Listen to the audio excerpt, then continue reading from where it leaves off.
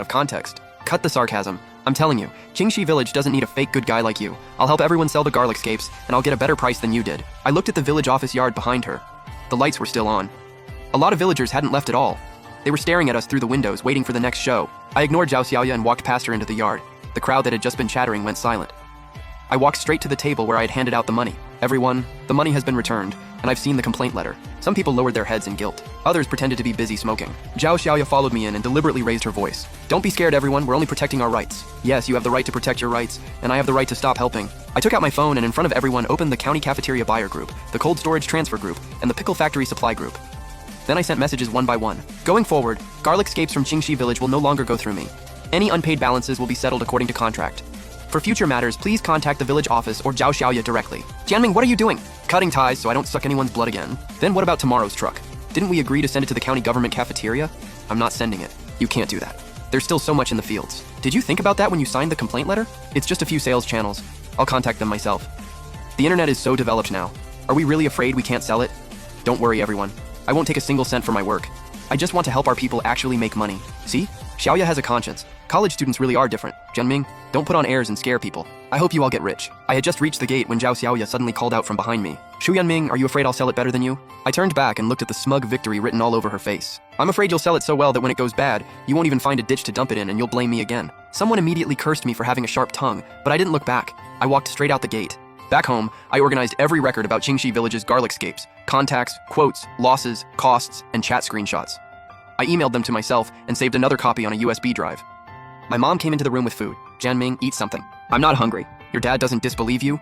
He's just afraid our family won't be able to hold our heads up in this village anymore. I looked out the window. The lights at the village office were still on. They were probably all gathered around Zhao Xiaoya, discussing how to sell at a high price. Mom, the ones who won't be able to hold their heads up later might not be us. As soon as I said that, my phone buzzed. Boss Lu from the pickle factory sent me a WeChat message. Brother, that girl from Qingxi Village just called me. She opened with 60 cents and said you used to push the price down. I laughed so hard I dropped my chopsticks. Early the next morning, Zhao Xiaoya posted a video in the village group. She stood at the edge of a garlic scape field, with bundles of freshly sorted scapes behind her. Hello everyone, I'm Zhao Xiaoya from Qingxi Village. Starting today, I'll use new media to help our villagers sell garlic scapes, cut out the middlemen, and bring farm products back to their true value. Once the video went up, the villagers liked it like crazy. Auntie Wang even shared it on her Moments and wrote, "Our village finally has someone who gets it." Zhao Xiaoya was fired up. For her first move, she headed straight to the wholesale market in town. Before long, Lin Ergu ran to my front gate shouting, "Brother Jianming, hurry, watch the live stream! Sister Xiaoya is arguing with someone." I pulled out my phone and opened the stream. The camera was shaking hard. A vegetable vendor at the wholesale market was squatting beside the goods, casually flipping through the garlic scapes. This stuff is old, 18 cents. These are premium garlic scapes. Someone offered 48 cents yesterday. Yesterday was yesterday. If someone offered 48 yesterday, go find that person. At that moment, people in the live stream chat started commenting. Farmers have it so hard. Vegetable vendors are all heartless. The vendor happened to see those comments. He threw the garlic scapes onto the ground. Sell it or don't, stop filming me. Zhao Xiaoya still wanted to talk about value, but the vendor didn't even bother listening. He turned and walked away. For the whole morning, Zhao Xiaoya went to more than a dozen buyers. The highest offer was only 21 cents, and she had to deliver it herself, with all spoilage on her. By noon, the usually noisy village group chat suddenly got a lot quieter. That afternoon, she refused to give up and went to a supermarket. Do you have sorting standards? Pesticide residue tests? Packaging? Can you issue invoices? The questions came one after another, and Zhao Xiaoya froze on the spot. We're helping farmers. We're a supermarket. If a customer gets sick, are you paying for it? By night, she had no choice but to try the school cafeteria. Can you supply steadily for 3 days? Do you have cold chain delivery? We can figure something out. Who signs the contract? Can the village office issue invoices? This time, Zhao Xiaoya had nothing to say.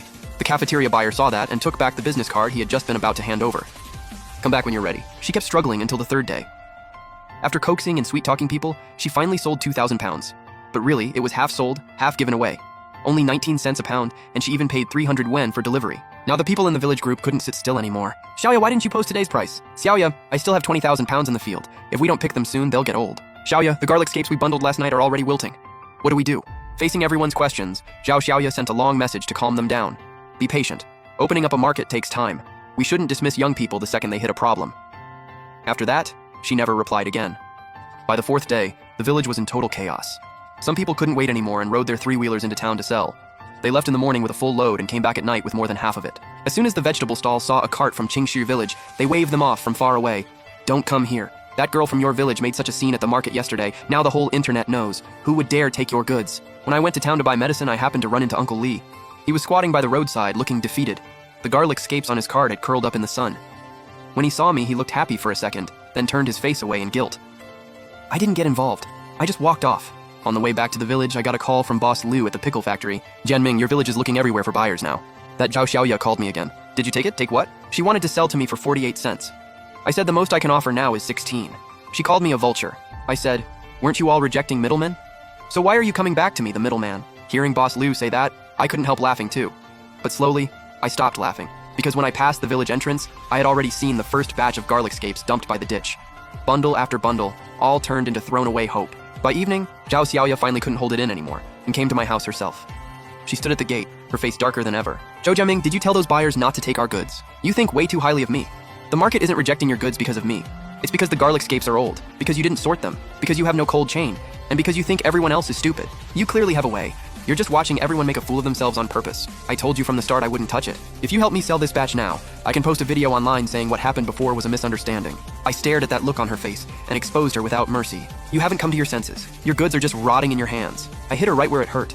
She clearly panicked and couldn't get a word out for a while. Just as I was about to close the door, she suddenly shouted from behind me, "You're going to regret this. You should save that line for yourself."